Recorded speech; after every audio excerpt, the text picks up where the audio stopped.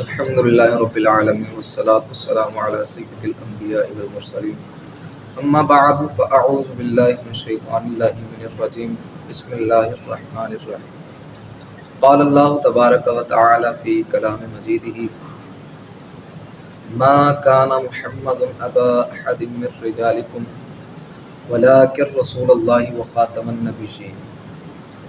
آمنت بالله صدق الله مولانا العظيم۔ ناظرین گرامی قدر، آپ احباب کے سامنے اللہ کریم کا قرآن پڑھنے کا شرف حاصل کیا۔ خالق کائنات نے قرآن پاک سورہ احزاب آیت نمبر 40 کے اندر نبی کریم علیہ السلام کی ختم نبوت کے بارے میں ارشاد فرمایا ہے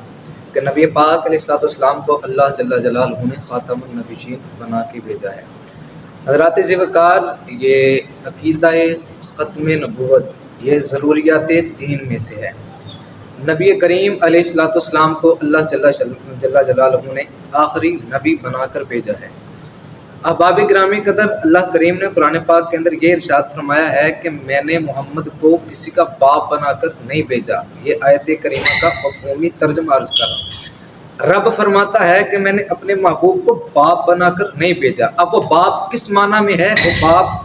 مجازی معنی کے اندر ہے، یعنی کہ نبی کریم علیہ السلام کو اللہ جل جلالہ نے لوگوں کا حقیقی والد بنا کر نہیں بھیجا گیا، اور یہی وجہ ہے کہ انبیاء کرام علیہ السلام کی جو ازواج ہیں وہ امتوں کی مائیں قرار دیا گیا ہے۔ یہی وجہ ہے کہ نبی کریم علیہ السلام کو ذاتی والد اور حقیقی والد بنا کر نہیں بھیجا گیا، اور یہاں پہ جو انکار ہے یہ حقیقی والد کا ہے، وگرنہ جتنے بھی انبیاء کرام علیہ السلام اپنی امتوں کے اندر تشریف لے کے آئے وہ اپنی امتوں کے والد یعنی کہ مجازی طور پر والد بنا کر بھیجے گئے، کیونکہ والد وہ سربراہ ہوتا ہے جو پورے خاندان کی کفالت کرتا ہے، ان کو گائیڈنس دیتا ہے، ان کی پرورش کرتا ہے اور ان کو مال فراہم کرتا ہے۔ تو یوں ہی انبیاء کرام علیہ السلام اپنی امتوں کے مجازی طور پر والد کہلاتے ہیں، چونکہ کہ وہ اپنی امتوں کو شریعت کے احکام سکھاتے ہیں، جو شریعت اللہ جل جلالہ کی جانب سے وہ لے کے آتے ہیں، جو احکامات اللہ پاک ان کو عطا فرماتا ہے وہ ان احکامات کی ترویج و اشاعت اپنی امتوں کے اندر کرتے ہیں۔ تو یوں ہی نبی پاک علیہ السلام کو چونکہ وہ لوگوں نے اور کفار نے آپ کو والد کا کہنا شروع کر دیا کہ آپ فلاں کے باپ ہیں، فلاں کے باپ ہیں، تو اللہ پاک نے ان لوگوں کا رد فرمایا اور فرمایا کہ نہیں، محمد تم میں سے کسی کے باپ نہیں ہے، لیکن وہ خاتم النبیین ہے۔ اب خاتم النبیین پر بات کی جائے گی کہ آیا نبی پاک علیہ السلام کو خاتم النبیین کیوں کہا جاتا ہے اور یہ کس طریقے سے، اس کا مطلب کیا ہے؟ احباب گرامی قدر، یہ عقیدہ اہل سنت کا بلکہ اجماع امت کا یہ عقیدہ اور یہ موقف ہے کہ نبی پاک علیہ السلام کو خاتم النبیین بنا کے بھیجا، اور اس کی صراحت نبی پاک علیہ السلام کی متعدد تقریباً 313 احادیث ہیں کہ جو اس بات کی صراحت کرتی ہیں، وہ اب اشارتاً ہو، وہ صراحتاً ہو، وہ دلالتاً ہو، وہ کنایتاً ہو، وہ جس بھی اعتبار سے ہو، وہ نبی پاک علیہ السلام کی ختم نبوت پر دلالت کرتی ہیں۔ اور قرآن پاک کی متعدد آیات ہیں، لیکن ان میں سے صرف میں نے ایک ہی آیت کریمہ پڑھی کہ نبی پاک علیہ السلام کے بارے میں جس میں رب نے خاتم النبیین کا لفظ صراحتاً ارشاد فرمایا ہے۔ احباب گرامی قدر، یہ ضروریات دین میں سے ہے کہ نبی پاک علیہ السلام کی ختم نبوت کا یہ عقیدہ رکھنا اور یہ موقف اپنانا۔ کیوں؟ جب بندہ ضروریات دین میں سے کسی چیز کا انکار کرتا ہے تو اس پہ حکم شرع کیا لگتا ہے؟ تو حضرات ذی وقار،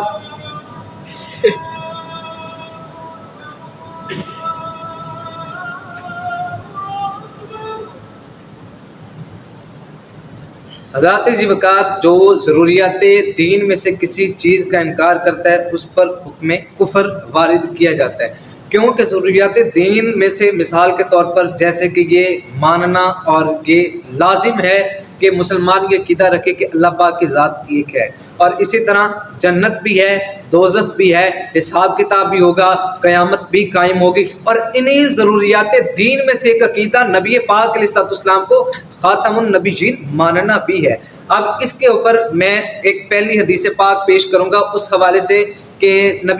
جس کا مفہومی ترجمہ یہ ہے کہ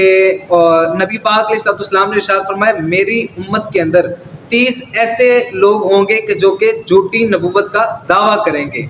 یعنی کہ وہ لوگ یہ دعویٰ کریں گے کہ جی ہم اللہ کے نبی ہیں، لیکن نبی پاک علیہ السلام نے ارشاد فرمایا میری امت کے اندر 30 ایسے لوگ ہوں گے کہ جو کہ جھوٹی نبوت کا دعویٰ کریں گے،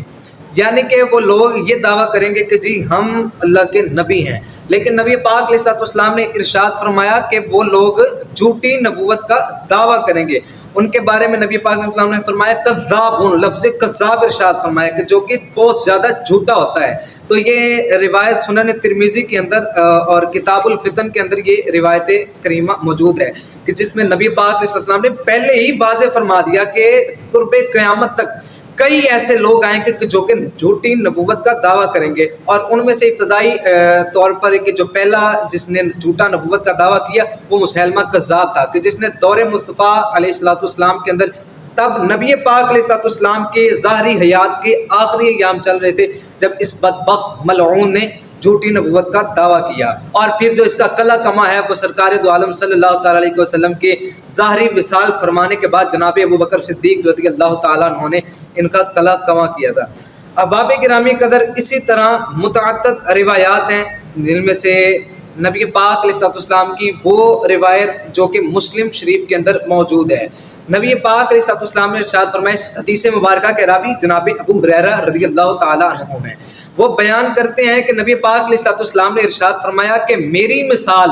مجھ سے پہلے انبیاء کرام علیہ السلام کی مثال اس شخص کی طرح ہے کہ جس نے بہت حسین و جمیل ایک گھر بنایا، مگر اس گھر کے ایک کونے کے اندر ایک اینٹ کی جگہ خالی چھوڑ دی، اور اس لوگوں نے اس کے ارد گرد گھومتے ہوئے کہا کہ یہ جگہ خالی کیوں ہے، یہ اینٹ یہاں پر کیوں نہیں لگائی گئی، اور لوگوں نے تعجب کا اظہار کیا۔ تو پھر نبی پاک علیہ السلام نے ارشاد فرمایا کہ وہ اینٹ میں ہوں۔ یہ سرکار کے الفاظ سماعت فرمائے نبی پاک علیہ السلام۔ اب مثال کے طور پر ایک گھر بنا ہو اور ساری اس کی ایک خوبصورت ڈیکوریشن کی گئی ہو، لیکن کسی جگہ پر ایک اینٹ کی جگہ چھوڑ دی جائے، اور جب وہ سائلین آئیں اور پھر وہ زائرین آئیں اور اس کو دیکھیں اور وہ دیکھیں کہ یار یہ کیا وجہ ہے کہ اتنا خوبصورت گھر بنایا، اتنی زیب و زینت اور آرائش اس کو سجایا، لیکن یہ جگہ اس کو خالی چھوڑ دیا۔ تو نبی پاک علیہ السلام نے ارشاد فرمایا کہ میری مثال اسی گھر کی طرح ہے کہ ایک گھر بنایا گیا، اس کے اندر سے ایک جگہ خالی چھوڑ دی گئی، اور پھر دیکھنے والے نے تعجب کیا کہ یہ کیا ہے۔ تو نبی پاک علیہ السلام نے ارشاد فرمایا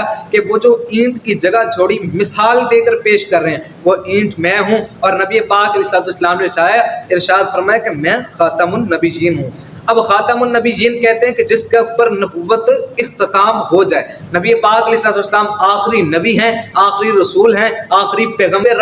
محبوب رب العالمین ہیں۔ اور اسی طرح اگلی حدیث پاک سماعت فرمائے کہ نبی پاک علیہ السلام نے یہ جھوٹے دجالوں کے بارے میں نبی پاک علیہ السلام نے ارشاد فرمایا۔ حضرت ثوبان رضی اللہ تعالیٰ عنہ اس حدیث مبارکہ کے راوی ہیں، اور آپ بیان فرماتے ہیں کہ بے شک اللہ عز و جل نے میرے لیے تمام روئے زمین کو سمیٹ دیا، لپیٹ دیا، اور میں نے اس کے مشرقوں میں بھی دیکھا اور اس کے مغربوں میں بھی دیکھ لیا۔ اور اسی حدیث کے آخر میں نبی پاک علیہ السلام نے ارشاد فرمایا کہ ان قریب میری امت میں سے 30 کذاب ہوں گے، ان میں سے ہر ایک یہی گمان کرے گا کہ وہ نبی ہے، وہ نبی ہے، اور یہی گمان کیا، اور کئی ایسے بدبخت ملعون پلید لعین آئے کہ جنہوں نے یہ گمان کیا کہ ہم اللہ کے رسول ہیں۔ نبی پاک علیہ السلام نے یہ بھی ارشاد فرمایا ہے، دیکھیں نبی پاک علیہ السلام کا یہ علم غیب ہے۔ ختم نبوت کا عقیدہ تو واضح ہو رہا ہے، لیکن ساتھ ہی نبی پاک علیہ السلام کا علم غیب بھی واضح ہو رہا ہے۔ نبی پاک نے فرمایا نا کہ میرے بعد 30 ایسے لوگ آئیں گے کذاب دجال کے جو جھوٹی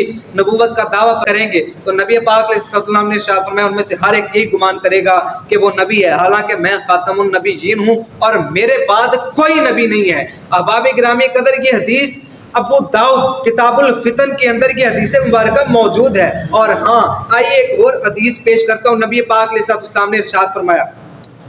احباب گرامی قدر اس حدیث کے راوی جناب ابو ہریرہ رضی اللہ تعالی عنہ ہیں۔ آپ فرماتے ہیں کہ نبی کریم علیہ السلام نے ارشاد فرمایا کہ مجھے 6 وجوہ پر انبیاء کرام علیہ السلام پر فضیلت دی گئی ہے، اور وہ پہلی وجہ کیا ہے؟ نبی پاک علیہ السلام نے ارشاد فرمایا مجھے جامع الکلمات عطا کیے گئے، اور دوسری یہ وجہ جو بیان فرمائی وہ یہ ہے کہ روب سے میری مدد کی گئی، اور اسی طرح تیسری میرے لیے غنیمتوں کو، یعنی کہ پہلے انبیاء کے لیے مال غنیمت حلال نہیں تھا، لیکن نبی پاک علیہ السلام نے ارشاد فرمایا مجھے اس وجہ سے بھی فضیلت دی گئی کہ میرے لیے مال غنیمت کو یعنی میری امت کے لوگ سے میری مدد کی گئی، اور اسی طرح تیسری میرے لیے غنیمتوں کو یعنی کہ پہلے انبیاء کے لیے مال غنیمت حلال نہیں تھا، لیکن نبی پاک علیہ السلام نے ارشاد فرمایا مجھے اس وجہ سے بھی فضیلت دی گئی کہ میرے لیے مال غنیمت کو یعنی میری امت کے لیے مال غنیمت کو حلال کر دیا گیا، اور اسی طرح تمام روئے زمین کو دنیا کا ہر کونا کونا نبی پاک علیہ الصلوۃ والسلام کے لیے طہارت اور نماز کی جگہ بنا دی گئی، اور ہاں اسی طرح نبی پاک علیہ الصلوۃ والسلام نے ارشاد فرمایا مجھے تمام مخلوق کی طرف بھیجا گیا ہے، اور چھٹی وجہ جو یہ بیان فرمائی نبی پاک علیہ الصلوۃ والسلام نے ارشاد فرمایا مجھ پر نبوت کے سلسلے کو ختم فرما دیا گیا۔ ہاں جی ناظرین، آپ نے جیسا کہ حدیث مبارکہ کے اندر سنا کہ نبی پاک علیہ الصلوۃ والسلام نے ارشاد فرمایا مجھے 6 وجہوں سے دیگر انبیاء پر فضیلت عطا کی گئی، اور چھٹی وجہ جو نبی پاک علیہ الصلوۃ والسلام نے ارشاد فرمائی وہ یہی خاتم النبیین ہے کہ جس کو رب نے اپنے قرآن کے اندر خاتم النبیین فرمایا ہے، اور نبی پاک علیہ الصلوۃ والسلام کے سر ختم نبوت کا تاج سجایا ہے، آپ کے بعد کوئی نبی نہیں آ سکتا۔ ہاں نبی پاک علیہ الصلوۃ والسلام کی وہ روایت بھی مجھے یاد آتی ہے کہ جب نبی پاک علیہ الصلوۃ والسلام نے ارشاد فرمایا کہ میرے بعد اگر کوئی نبی ہوتا، یہ لفظ یاد رکھیے، اللہ کا لفظ نبی پاک علیہ الصلوۃ والسلام نے حدیث مبارکہ کے اندر فرمایا کہ میرے بعد اگر کوئی نبی ہوتا تو وہ عمر ہوتا، فرمایا اگر کوئی ہوتا، پتہ چلا کہ نبی علیہ الصلوۃ والسلام کے بعد کوئی نبی نہیں آ سکتا، اگر آ سکتے تو وہ نبی ہوتے، وہ عمر رضی اللہ تعالیٰ عنہ ہوتے، لیکن وہ بھی نہیں تھے۔ اس حدیث مبارکہ کو امام مسلم نے اپنی مسلم شریف کے اندر کتاب المساجد کے اندر اس حدیث پاک کو بیان فرمایا ہے، اور اسی طرح نبی پاک علیہ الصلوۃ والسلام کی ایک اور حدیث، اس حدیث کے راوی جو ہیں وہ حضرت جابر بن عبداللہ رضی اللہ تعالیٰ عنہ ہیں۔ حضرت جابر بن عبداللہ رضی اللہ تعالیٰ عنہ یہ بیان فرماتے ہیں کہ نبی کریم علیہ الصلوۃ والسلام نے ارشاد فرمایا میں تمام رسولوں کا قائد ہوں، اور یہ بات میں بطور فخر نہیں کہہ رہا کہ میں تمام انبیاء کرام علیہ الصلوۃ والسلام کا قائد ہوں، اور نبی پاک علیہ الصلوۃ والسلام نے ارشاد فرمایا میں تمام پیغمبروں کا خاتم ہوں، اور یہ بات بطور فخر نہیں کہتا، اور میں سب سے پہلے شفاعت کرنے والا ہوں، میں یہ بات بھی بطور فخر نہیں کہتا، اور میری سب سے پہلے شفاعت قبول بھی کی جائے گی۔ نبی پاک علیہ الصلوۃ والسلام نے ارشاد فرمایا میں یہ بھی بات فخر کے طور پر نہیں کہہ رہا۔ ناظرین آپ نے غور کیا حدیث پاک کے اندر نبی کریم علیہ الصلوۃ والسلام نے ارشاد فرمایا مجھے خاتم النبیین اور میرے پر نبوت کو ختم کیا گیا، میں یہ بات بطور فخر نہیں کہہ رہا، نبی پاک کو ختم نبوت کا تاج سجا کر بھیجا گیا، لیکن حضور فرما رہے ہیں کہ میں نے یہ بات بطور فخر نہیں کی۔ احباب گرامی قدر اس حدیث پاک کو معجم الاوسط کے اندر بیان کیا گیا ہے، اور اسی طرح نبی پاک علیہ الصلوۃ والسلام کی ایک اور حدیث پاک ہے، اس حدیث کے راوی حضرت انس رضی اللہ تعالی عنہ ہیں،